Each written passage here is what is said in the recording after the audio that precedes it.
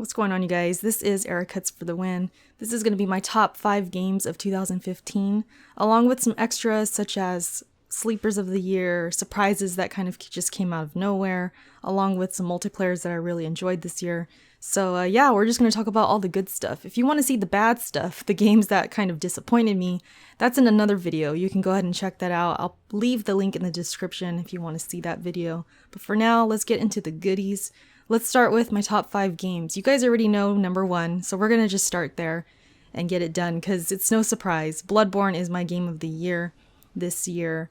What can I say that I haven't said already? I just really enjoyed the game. I enjoyed the challenge. I enjoyed everything from the atmosphere to the combat to the bosses, the design of the bosses. Everything about this game was just great, and it's been having me on it so many months already. I feel like this is the game that just kind of took my life when it comes to gaming. I've put in well over like 130 hours probably at this point. So, I mean, that alone tells me that yes, I really, really enjoyed this game. If I don't like a game, I'm not touching it. That's just how I am. So if I put in over, that many hours, then yeah, that means a lot. So Bloodborne is at number 1. All right, next on my list at number 2 is Ori and the Blind Forest. In my opinion, this is the best game on the Xbox One, period. If you have an Xbox One and you have not played this game, I don't know what to tell you. I don't know what you're doing with your life because because this game is really good. It's challenging, much like Bloodborne. I died a lot in this game. It actually tells you how many times you've died when you complete the game, and my number was like 700 something. I don't know the exact number, but I know it was in the 700s, and I'm proud of that because it just shows how tough this freaking game is. That lava level, oh my gosh, that was ridiculous. If you guys have played this game, you know what I'm talking about. There's some crazy moments in this game, but it's so satisfying when you actually do complete those areas and you do beat the game, especially the escape levels where you have to just try and escape because the water's rising up or a boss is chasing you or whatever. It's so awesome. The music is awesome. The art design, the graphics, very, very beautiful graphics. Even the story was really good. I actually got a little bit emotional at the end, and even though there's not a lot of words spoken or anything like that, it's I don't know, I think because the music and just the overall tone of the story and what's happening, it's kind of subtle at times, but it is a really good story. So I enjoyed that. If it wasn't for Bloodborne, honestly, I think this game would be my game of the year. It just had that much of an impact on me. So definitely at number 2, without hesitation, I had to put Ori here. Just a really good game that I highly recommend for all of you guys. At number 3, I have Tales from the Borderlands. This was a very enjoyable game. I'm a kind of a Telltale fangirl, so maybe I'm a little biased, but I really, really loved this game. I loved the comedy in it. I loved the voice acting. I liked the characters, the story, the art design, just everything about it. I felt like Telltale took it an even further step forward, especially in the graphics department. I felt like, man, this is really beautiful. Telltale, thank you for for improving, because those Walking Dead graphics, even though, I was playing on the Xbox 360 and all of that, I felt like they were kind of messy. It was just kind of blah sometimes. And Game of Thrones, too, is a little messy as well. So to see this game looks so beautiful, it was like, yes, this is Telltale at its best, and they're finally going a further step when it comes to graphics. So I definitely appreciated that. Like I said, the story is great. Just very likable characters, a very likable story, and one I'm always going to remember. And this is one that I'll probably go back and play a couple more times just because I enjoyed it so much. So Tales from the Borderlands is at number 3 with confidence, no question, and it deserves to be there for me. All right, now for number 4. I gotta admit, I had trouble picking my number 4 and 5 because I had to really think about all the games I played this year, which ones I enjoyed the most. What games did I have the most fun with? And I wanted to make sure that I completed Rise of the Tomb Raider. I just completed it like last week. So I had to make sure I did that first, or else I wasn't going to do this video because I was so sure that game was probably going to be in my top 5. I was so sure of it. And then by the time I finished the game, I realized I did not have that much fun with it. And if you want to know why, you want to know my reasons why it lost its spot in my top 5 list, check out my disappointing games of 2015, because I explain why. I explain that it's not necessarily a bad game. There's just some things wrong with it, and you can check it out there. So with Tomb Raider losing its spot, I had to think, okay, what's going to take its spot? And the game that came to my mind immediately was Mad Max. I'm probably one of the few people who chose Mad Max over Metal Gear Solid 5 because they came out the same day. I ended up trying Metal Gear later, and I had an okay time with it, but I didn't stick with it. Mad Max, I never regretted my purchase and my choice. I had a lot of fun with this game. It's an open world game. It's kind of repetitive, but it was the good repetition. It was the one that would make me come back, because here I was collecting all these scraps and kind of doing the same thing over and over. Cleaning up the areas, trying to take over the territories and all of that. That was addicting, and it was very rewarding because not only was I beefing up Max and making him better, making his skill set better, but I was beefing up the car. And every time I did, if I would add something to it, I could totally tell the difference when I was driving it. And that to me was really awesome, and it just made me want to keep playing and keep making that car better. So when it really came down to the core of this game, it was all about that car, and it was all about Max. And I really liked that. It made me kind of disregard the story many, many times because the story is decent. It's nothing spectacular. It's not bad, but it's not the best story ever.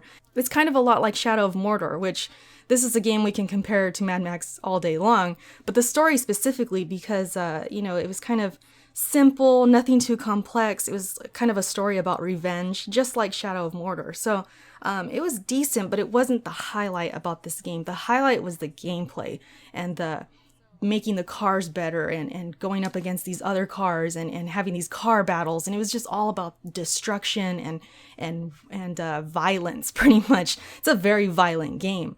And you have these combos you could do and these finishers that you can upgrade. And it was all about that, just upgrading Max, upgrading the car. And that's why I really liked Mad Max. And I probably put in about 60 hours into this game, I want to guess. Just trying to get the trophies, and there was just a lot of incentive to keep playing. And because of that, it came to my mind immediately, and that's why Mad Max is on my top 5, because it was just a good game. Nothing crazy, amazing. It wasn't Game of the Year, but it was a good game that a lot of people slept on. And finally, at number 5, I'm going to go with Rocket League. Rocket League, I put a lot of hours into. I actually got the platinum for it, which I'm not even sure why or what really drove me to get it. I think because it was easy, for one, and it was just a matter of just putting hours in and the trophies will come. Really, that's all it is. Like, you just have to play matches and you collect the little items and then you eventually get your trophies and all of that. So I did that. But beyond that, I played it just to play it and just to have fun with it and play with not only viewers in my streams, but also I would go into other people's streams when they were playing it, and then I would join up with them and things like that. And I was making new friends, and we were just coming together and just playing this game because it was so fun. And granted, when Rocket League came out, it was pretty dry. It was the summertime. There weren't a lot of games coming out, especially for multiplayers. It was really dry. So Rocket League came out at a perfect time. It was a game that everybody was playing, at least in my circles. I felt like everybody was playing this game for a hot 2 months. It was just the go-to multiplayer. And I was playing with everybody. There was people on Twitter who wanted to play with me. There were people from like Jeremy's streams that would play with me. My streams that would just hop on and join up. It was just that game that you could just jump on and have a lot of fun with. And I put a lot of hours into this game. And when I say that this takes the 5th spot, you guys, take it lightly. Don't take it as a definitive number 5. The other 4 I'm completely sure of. But this one, there's a few others that I kind of put into number 5 and then I took out. Like Until Dawn, for example. That was a huge sleeper hit for me, and I really enjoyed the game. I thought about putting it at number 5, but ultimately I still went back to Rocket League. Those 2 games, Rocket League and Until Dawn, were my sleeper hits. I know I was going to talk about sleepers in this video. They definitely take the cake, because Until Dawn, if you guys follow me on Twitter, you know that I was trashing this game at E3. I was saying, don't buy this game. I was telling you guys, because the demo they had given us, it wasn't very good. I felt like they picked a wrong moment in the game to show us and it was a bad first impression. So I'm really glad that I gave this game another chance and actually played it and had more quality time with it. I played with a couple friends. We had a really good time playing this game. We streamed it, and it was fun playing with them, and it was just a really fun experience. So that game came out of nowhere and just surprised me, and I was proved wrong, and I was happy to be proved wrong. I usually am. I like for games to surprise me like that, because I was so sure it was going to be bad, and it ended up being pretty fun. It was actually a fun game. Nothing too serious. It wasn't like a Game of the Year contender, but it was definitely a sleeper hit. Same thing with Rocket League. I didn't give this game the time of day at E3. I really regret that, because I could have talked to the developers and got more info. I could have had an interview or something, and I didn't even think about it. So I do regret that, because I did end up really liking Rocket League. So yeah, those two games were definitely sleepers. The Order 1886, I almost put in my top 5 as the number 5 spot, because I really liked that game too. The only problem with it was just too damn short. I only put 7 hours into that game, which is a blink of a game. That's nothing. So I felt like ultimately I couldn't put that as my number 5, but I thought about it. Same thing with Game of Thrones. That series was out this year. Technically, it started in December. I think the same thing with Tales from the Borderlands. It started technically last year, but the big chunk of it, most of it was this year. So I do consider those games 2015 games. But yeah, Game of Thrones, I did enjoy it. It wasn't as good as I thought it was going to be. I kind of wish I would have put this in my disappointed list in my other video. I should have. But I guess it didn't really come to my mind because it wasn't that disappointing. I just feel like it could have been better. But for what it was good. It's just that I think my problem is I love the show so much, and I feel it's like one of the best shows on TV. So of course this game is not going to match up to it. And that's my problem. My expectations are way too damn high. But it wasn't that bad. But yeah, I thought about that game. I thought about, what else did I play? I had to think about everything. Need for Speed. I had to think about some indies that I played. But really, when it came to these off-the-wall indies that people didn't really give the time of day, I tried some of them, but really when it came down to them, I enjoyed the ones that came out prior to 2015. I went back and I was playing Limbo. I played Valiant Hearts. I also played, what was it? Shoot, I can't remember right now. What was the other? Oh, Journey. Journey was amazing, but they did not come out in 2015. So because I liked those so much more, I couldn't really pick from the other ones that came out this year. I just, all I could think about was those. But of course, we're winding this video down. 2015, I think, was a great year. I feel like it was better than last year. And I really do feel like it's going to get better and better. I think 2016 is going to be even better than this year and just continue to bring us games and reasons why we bought these consoles, you know? And I know the Nintendo fans out there, you're probably thinking, where's the Nintendo games? But I didn't own a Wii U. I didn't find a huge reason to buy one. I was disappointed in that. I really thought this might have been the year that I did pick one up. Things got delayed. Things, weren't looking so hot, especially when it comes to like Star Fox and Zelda. We don't even know what's up with that. Is it coming out on the NX? Is it going to be, you know what I mean? What's going to happen with Zelda? I want to see what happens there. But Nintendo is always going to be a part of me. You never know. Maybe next year we'll be having a totally different conversation when it comes to games of the year and all of that. I'm hoping to be talking about Zelda. That is, of course, something I want. So for the Nintendo fans out there, don't get mad at me or anything. This was a year of my PlayStation 4. I preferred it.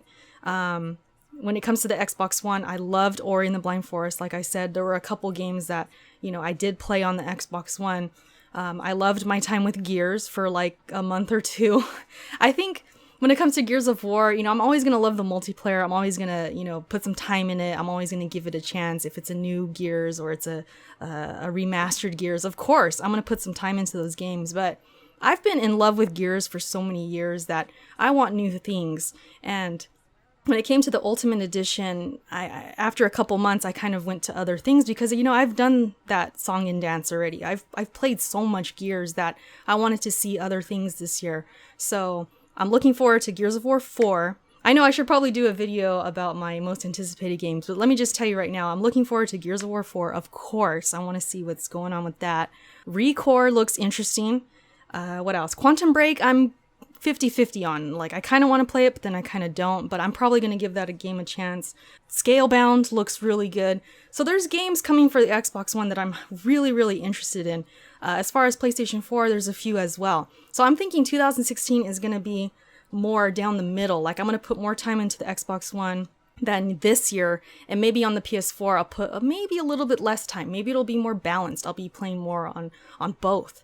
So that's what I'm hoping for. Squeeze a little bit of Nintendo in there if they can get things right for me. And next year could be awesome. I'm really looking forward to it. I know you guys are too. Let me know what you thought of this video. What's your top 5? What's your sleepers? What did you think about 2015? What are you looking forward to next year? Let me know, you guys. Thank you so much for watching this video. I appreciate it. I hope you have a great day, and I'll see you later. Peace.